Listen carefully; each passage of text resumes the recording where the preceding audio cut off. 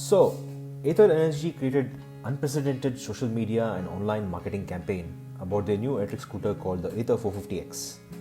Before the event, given the social media reaction, people were extremely enthusiastic. I'm pretty sure the booking numbers must have been very encouraging for Ather. There were flowery words everywhere and everyone was talking about how Ather will up the ante further just when Bajaj, TVS, Revolt are showcasing their electric vehicles. So, one day after the event in Delhi, why do we see such negative reactions everywhere? Oh dear, people are saying somehow they managed to sell an electric scooter at the price of an expensive motorcycle. I'm cancelling my booking and buying Chetak for my dad. They're charging a fuel surcharge with 96,000 rupees.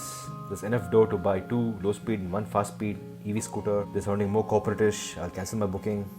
This is not looking good at all. So one wonders why all that hate. It's got to be that pricing in the subscription plans, isn't it?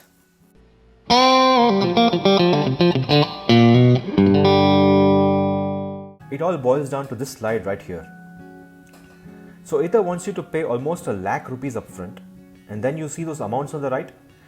Those are monthly amounts that you need to pay to lock or unlock features on your 450X. Ather calls them power packs, which you can downgrade or upgrade whenever you feel like. Ather are not calling them variants, as Tarun said. They do not want to sound like a traditional auto company, and I agree technically they are not variants, but we will talk about this later. Let's get back to the pricing, shall we?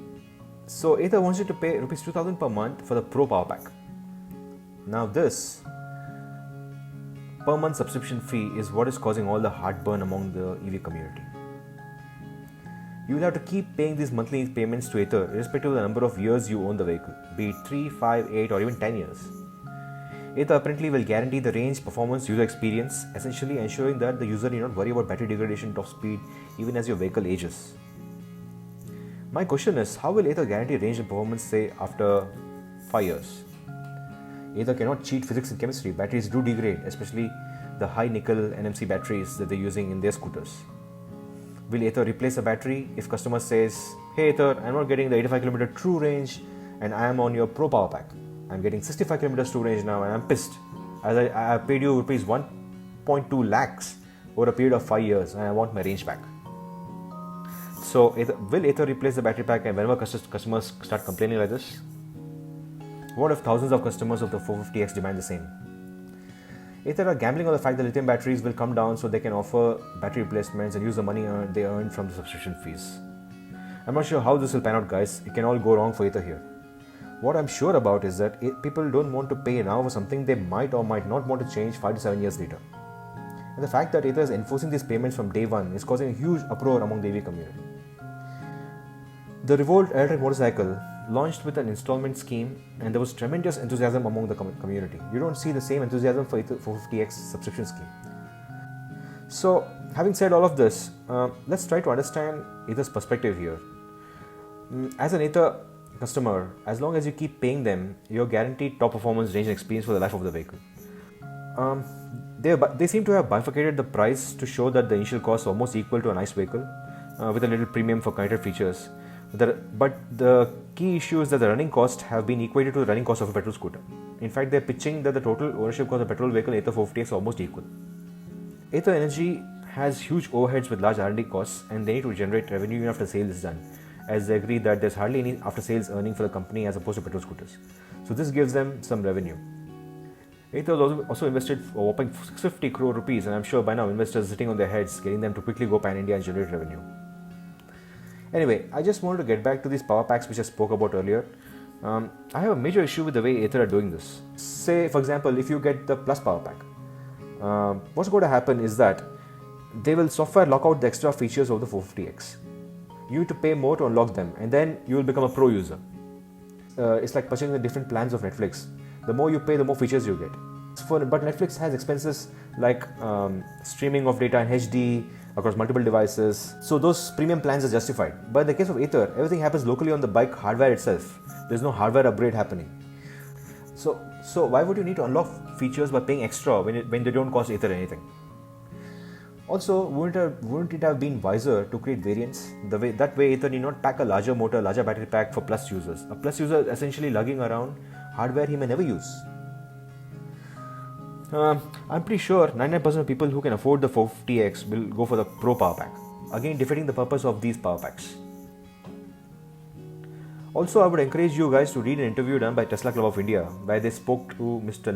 Ravneet, Chief Business Officer, Arun Broadhead at Ather. Links are in the description.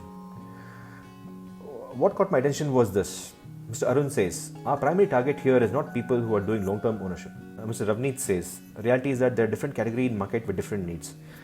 We will not be for total cost of ownerships. We will be good at total cost of ownerships, but honestly, that's not the reason we exist.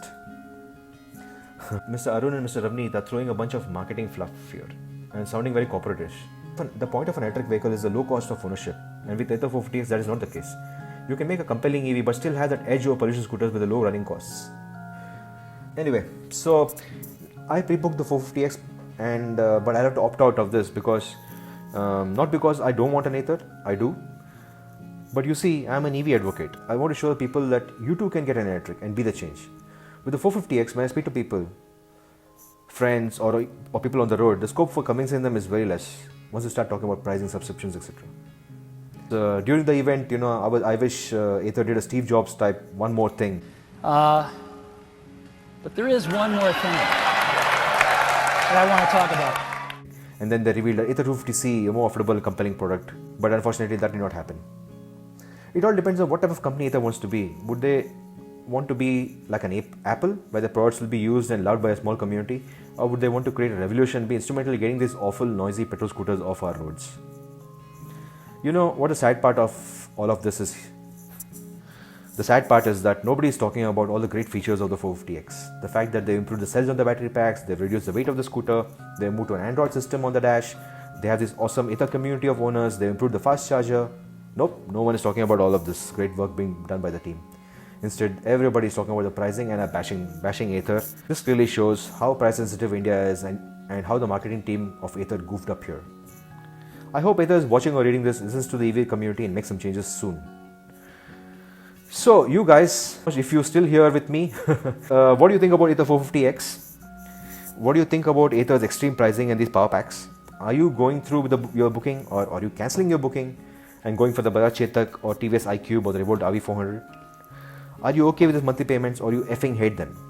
Do write in the comments below, and as usual, stay tuned to Plug in India by subscribing for the usual critical analysis on the Indian EV industry.